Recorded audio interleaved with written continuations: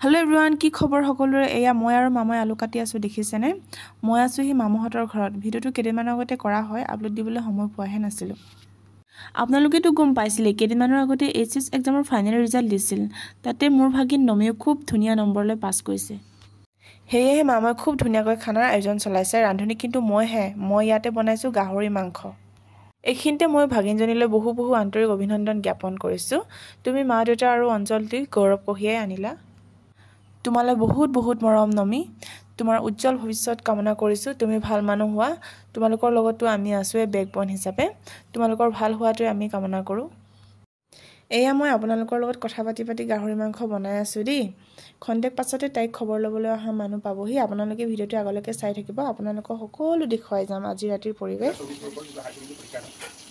তখন বিভাগ তখন তো লেখা হবো কিন্তু হচ্ছে না কম পাই যাবে তা আনন্দিত মিটিং মানে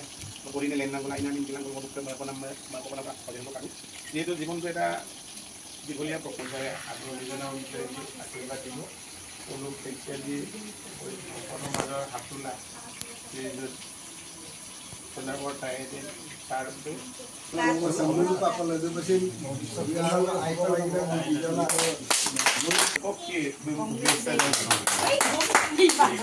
এনেকৈ তাই গাঁৱৰ বিশিষ্ট ব্যক্তিকেইজন আহি অভিনন্দন জ্ঞাপন কৰে আৰু আগলৈ আগবাঢ়ি যোৱাৰ উৎসাহিত কৰে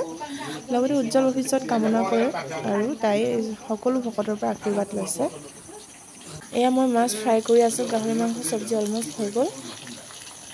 এতিয়া সবৰ কাৰণে খানা খাবলৈ ৰেডি কৰিম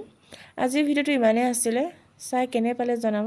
যদি ভাল লাগিলে like comment share and subscribe কৰিবলৈ নাপাহৰিব থ্যাংক ইউ এতিয়া খানা খাই লওঁ আমি বাই বাই